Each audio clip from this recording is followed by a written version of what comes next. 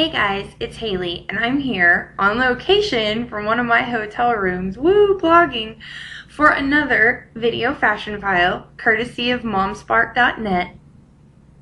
And today I'm going to be talking about makeup tips because I posted the other day in the forum that I really wanted to answer some makeup questions, and boy did you guys come back with some good ones.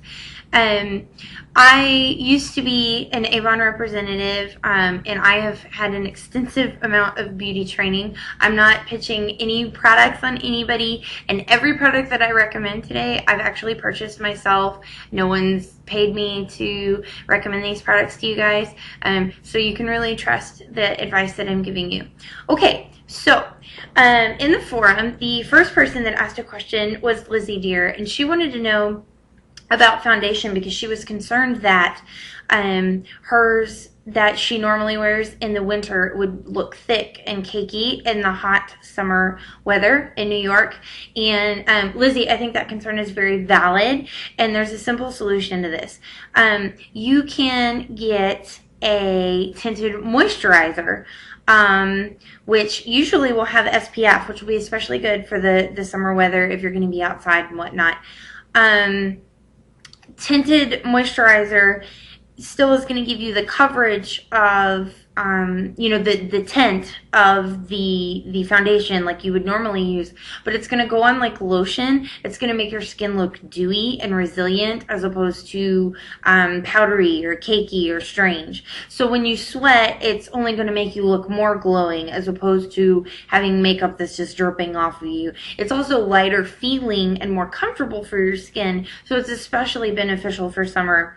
If you don't want to buy a tinted moisturizer, but you have a liquid foundation that you're especially attached to, you can mix in a little bit of your own moisturizer that has SPF in your hand. Just blend it around and then apply it to your face. It may not breathe as well as a tinted moisturizer.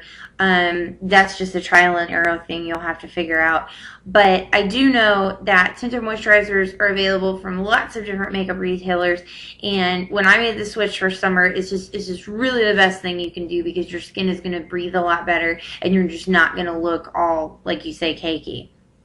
Okay, so the next question or mention of a makeup item was from Fashionably Organized, and she mentioned or made a recommendation, and I'm so going to encourage what she said, that you should get primer both for your face and your eye makeup.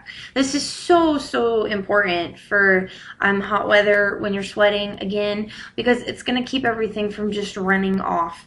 I especially encourage the use of eyeshadow primer because unless you want all your eye makeup ending up in the crease of your eye in about an hour, it is the way to go.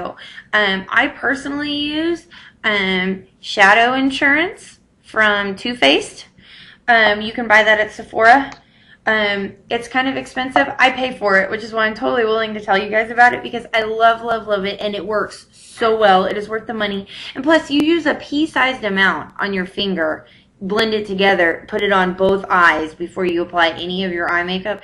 I mean, this tube lasts a long time, and it has a shelf life of a year. So I think it's like $30-something, but to me the investment is absolutely worth it. You can also get face primer at Sephora, and a lot of different brands carry it. So if you go in and you ask one of the sales associates, they can help you find a face primer that's right for you. Try it on in the store. Make sure it feels right, because if it feels heavy and then you're going to put stuff on top of that, you're not going to be comfortable. So you definitely want to test the products before you buy. I totally support that. The next question came from Fire Mom, and she wanted to know if there was a tinted chapstick or something very light that still had color that she could wear on her lips to kind of avoid, again, running and just heavy makeup feeling for the hot summer air. Fire Mom, I also saw that you mentioned that you use Avon Glimmer Sticks eyeliner. That's the only eyeliner I've ever used. I absolutely love it. Well, did you know that you can also get a tinted chapstick from your Avon representative, and they're only 99 cents. They come in 3 different shades, and it's called Slick Tint Lip Gloss, and they're 99 cents. I mean, you can't go wrong with that.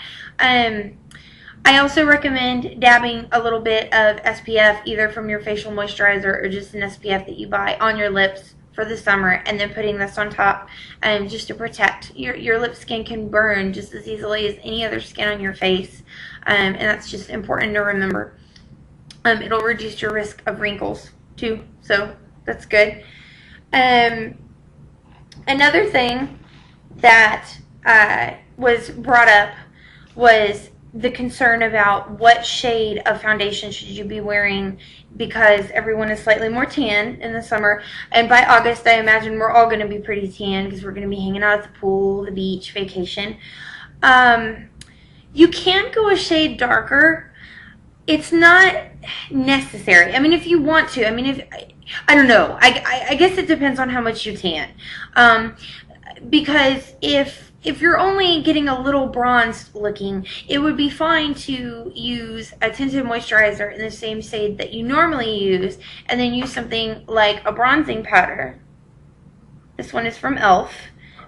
With a large brush.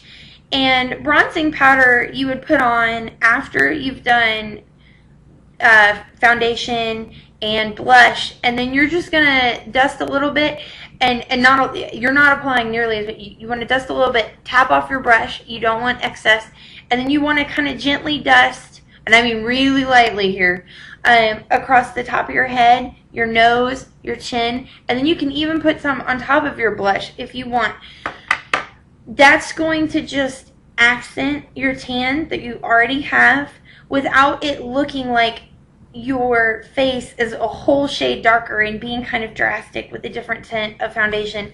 It's funny about switching tints. You'd be surprised at how dramatic that can appear. And I think it would be a lot better to use the pigment that's in the bronzer, which is just going to sort of bring out the glow in your face, as opposed to wearing a whole shade darker, which possibly then down on your neck and your shoulders might not match and would look kind of silly. So that's something to think about. And again, it's all trial and error. Go to stores like Sephora, where they have all the products out for you to play with, and try 5 or 6 different things and see what works for you. It may be that some people do need just a one shade darker foundation, and it may be that some people will have to use the bronzing option. Obviously everyone's different, but getting your hands on the products and really testing them out is the key to having a great face of makeup. So that'll be it for my fashion file today on BlogHer 10 makeup tips. I'm looking forward to a round 2, so if you have a question about your skincare or makeup for the BlogHer 10 conference, just drop us a line in our forum under the What to Wear section, and I'd be happy to make a video fashion file for you as well. Until then, I'll see you next time.